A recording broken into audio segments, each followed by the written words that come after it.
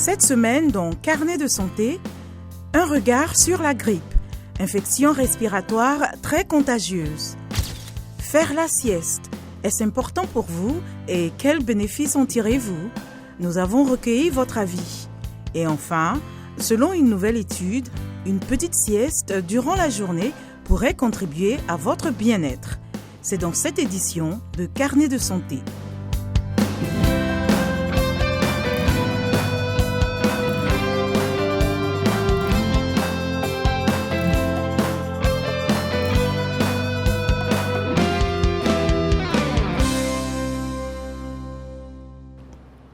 Bonjour à tous, merci de nous rejoindre pour une nouvelle édition de Carnet de santé. La grippe, beaucoup d'entre vous ont déjà été infectés par cette maladie très contagieuse. Fièvre, courbatures, douleurs musculaires et toux sont quelques-uns des symptômes de cette infection respiratoire. La maladie, parfois bénigne, peut même entraîner la mort dans certains cas. Dans les pays où le climat est tempéré, les épidémies saisonnières surviennent principalement au cours de l'hiver, avec environ 5 millions de cas de maladies graves liées à la grippe saisonnière. Dans les régions tropicales, la grippe peut apparaître tout au long de l'année avec des flambées épidémiques plus irrégulières. C'est le début de la saison ici aux États-Unis et des décès ont déjà été enregistrés. Reportage de Carole Pearson. Les personnes les plus susceptibles de mourir de la grippe sont les très jeunes et les plus âgées. Les autres personnes à risque sont les femmes enceintes et les personnes atteintes de maladies chroniques. Mais des personnes apparemment en bonne santé peuvent aussi en mourir. Jan Ladwin ne s'inquiétait pas trop de la grippe. Je me suis dit, tu sais quoi, je vais passer 7 jours au lit pour m'en débarrasser et tout ira bien. Mais j'avais totalement tort. Ses organes, y compris ses poumons, ont commencé à se détériorer. J'étais déjà en état de choc et mes organes commençaient à s'endommager. En plus, j'avais le syndrome de détresse respiratoire, puis un DIC qui me faisait saigner à l'intérieur et coaguler mon sang. Toutes ces complications ont conduit à la gangrène dans mes membres et je suis donc devenue une amputée. La réponse du corps à l'infection est fondamentalement une grande réaction inflammatoire qui peut causer toutes sortes de problèmes aux différents organes. Mais pourquoi des personnes en bonne santé développeraient-elles des problèmes cardiaques par suite de la grippe? Des chercheurs de l'école de médecine de l'Ohio State University ont trouvé un lien. Nous fabriquons cette protéine qui empêche les virus de pénétrer nos cellules. Jacob Yout et son équipe ont découvert que certaines personnes avaient une mutation génétique qui bloquait la production de cette protéine. Sans elle, le virus de la grippe risquerait davantage d'infecter le cœur et de provoquer une insuffisance cardiaque. Cette découverte pourrait aider à soigner les patients grippés.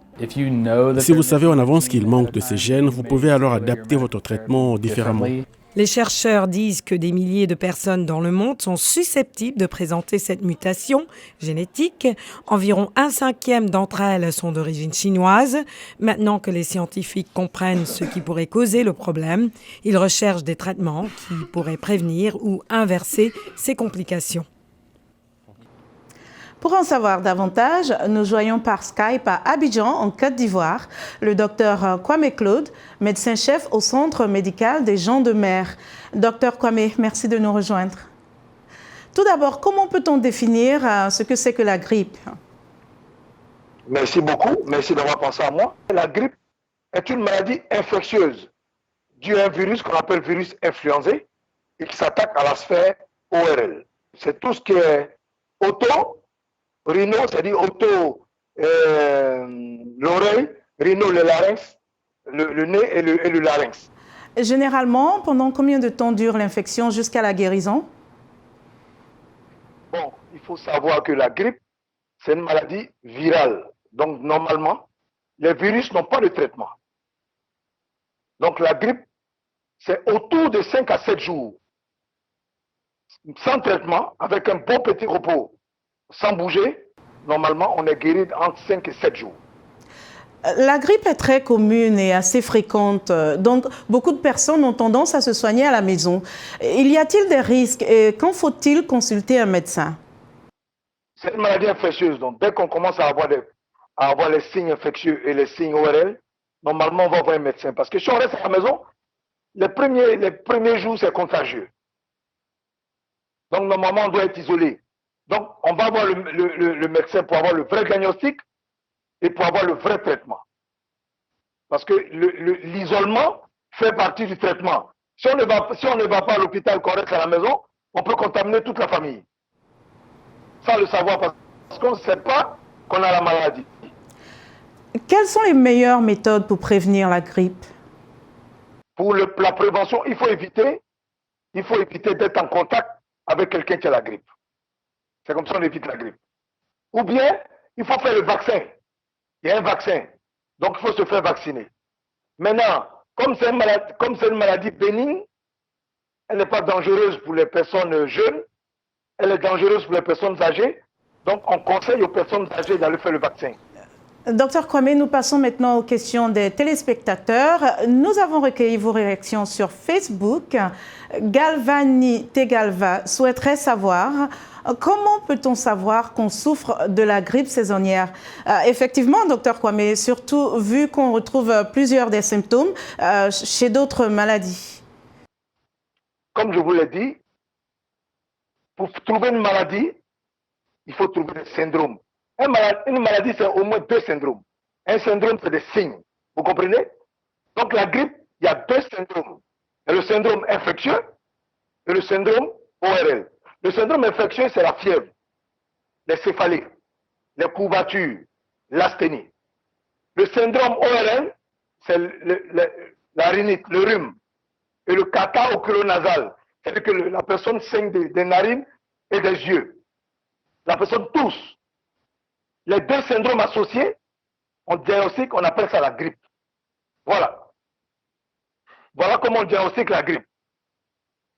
Vous voyez comment c'est? Mais si tu ne vas pas à l'hôpital, tu ne peux pas savoir. Comprenez? Voilà. Donc, on peut faire un diagnostic différentiel. En Afrique, on pense souvent, quand on a une fièvre, on pense au palu. Mais le palu, il n'y a pas de signe ORL. La grippe, il y a le syndrome infectieux comme le palu, associé à un syndrome ORL. On a les deux syndromes, on a la grippe. Et puis, en décidant d'avoir été en contact avec quelqu'un qui a la grippe. Et finalement, comment se fait la prise en charge de la grippe en Afrique de façon générale? Il faut savoir que la grippe, c'est une maladie infectieuse. Qui parle de maladie infectieuse parle de fièvre. Voilà. Chez nous, pour parler de maladie, il faut parler de deux syndromes. La grippe, il y a le syndrome infectieux et le syndrome ORL. Donc, on traite le syndrome infectieux et on traite le syndrome ORL. Mais il faut savoir que c'est un traitement symptomatique. Je vous l'ai dit, les virus n'ont pas de traitement. Donc, en matière de grippe, c'est un traitement symptomatique. On traite les signes et on te donne un repos isolé et après, la grippe s'en va d'elle-même. Voilà. Donc, on t'aide à supporter la grippe. On n'a pas de traitement. Donc, on t'aide à supporter la grippe. On soigne les signes qui sont associés à la grippe. Comme la fièvre, les courbatures, les céphalées. Docteur Kwame, merci de nous avoir rejoints. Je rappelle que le docteur Kwame Claude est médecin-chef au Centre médical des gens de mer. Que faites-vous entre midi et 2 heures? Pour certains d'entre vous, c'est la sieste. Faire la sieste est une pratique bien établie dans plusieurs pays à travers le monde. Pour beaucoup de personnes, il est important de prendre un court moment de repos, généralement en début d'après-midi, souvent après le déjeuner. Pour d'autres personnes, pas de temps pour dormir durant la journée. Et vous, faites-vous la sieste? Si oui, comment vous sentez-vous après ce petit moment de repos? Nous avons recueilli quelques témoignages à Lagos, au Nigeria. Oui, j'aime faire la sieste parce que c'est vraiment bon pour le corps. Ça aide à relaxer les nerfs, à calmer le cerveau. Et lorsque vous vous réveillez d'une sieste, vous vous sentez bien, vous vous sentez alerte, vous vous sentez même plus belle. Médicalement, la sieste est bon pour le corps. C'est pourquoi il est recommandé aux gens de faire la sieste. Comme ça, par ignorance, je suis allé faire un contrôle de ma tension artérielle et j'ai découvert que ma tension était trop élevée. On m'a donc recommandé la sieste, me disant que c'est essentiel.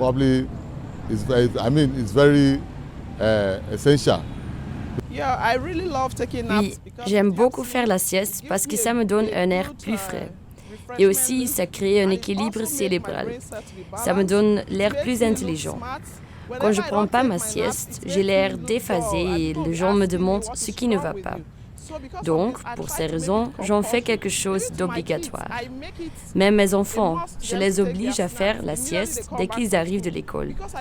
Parce que j'ai remarqué que quand ils ne font pas ça, ils ont l'air pâles. Oui, la sieste c'est bien et j'en fais. Quand je prends une sieste, mon système se détend. Et j'ai découvert que ça aide à prévenir beaucoup de problèmes de santé et c'est bon pour le système. Même vos capacités mentales se réajustent après la sieste. Les experts recommandent 8 heures de sommeil par jour pour une bonne santé, ce qui n'est pas facile à accomplir pour certaines personnes. Mais une sieste rapide pourrait-elle contribuer à votre bien-être? Eh bien oui, selon une nouvelle étude qui suggère que les courtes siestes peuvent réduire le risque d'accidents cardiovasculaires de près de 48%. Karina Bafradian a visité un nouveau magasin qui croit aux bienfaits d'une bonne sieste. Selon une nouvelle étude du Centre américain de contrôle et prévention des maladies, près du tiers des Américains, 35%, ne dorment pas assez. Le studio Recharge Power Nap essaie de trouver la solution ici même à Washington. L'importance du sommeil se situe entre la sieste et l'état d'éveil où l'activité cérébrale est au ralenti, ce qui vous aide à vous reposer. Ce n'est pas que vous dormiez, c'est juste un état de repos pour vous sentir mieux après, être plus productif, plus énergique. L'idée d'une petite sieste, ne dépassant pas une demi-heure, a été développée dans les années 90 par le psychologue américain James Maas. Ses recherches montrent que faire une sieste ne signifie pas forcément s'endormir, mais que certaines conditions doivent être réunies comme une lumière tamisée, une température fraîche et un environnement calme. Je me sens vraiment mieux. Je suis plus gentille avec les gens lorsque je viens ici. Et si je ne reviens pas au bout d'une semaine ou deux, je peux certainement dire que je redeviens très stressée. J'ai toujours aimé méditer et me détendre. Mais en ce moment, j'ai un enfant de 5 mois à la maison et c'est donc ma chance, au milieu d'une journée de travail, de pouvoir dormir davantage et de me détendre un peu. Le studio Power Nap, le pouvoir du sommeil, est ouvert depuis plus de 3 ans à Washington. Une sieste de 20 minutes coûte $9, mais pour les clients, c'est un petit prix à payer pour une meilleure santé, pour recharger rapidement les batteries et reprendre avec enthousiasme une journée remplie. Selon les experts, les siestes peuvent compenser les pertes de sommeil engendrées par le travail, les enfants ou des nuits mouvementées. Donc, n'hésitez pas si vous avez du temps pour une petite sieste, car cela peut vous faire beaucoup de bien. Alors, bonne sieste! Dans notre prochaine édition de Carnet de santé, nous jetterons un coup d'œil sur l'autisme. Si vous avez des questions ou des commentaires, rejoignez-nous sur la page Facebook de VOA Afrique ainsi que sur notre site web voaafrique.com. Vous pouvez aussi me suivre sur Twitter @linormoudou. C'est la fin de cette édition de Carnet de santé. Merci de nous avoir suivis. D'ici la semaine prochaine, portez-vous bien et à très bientôt.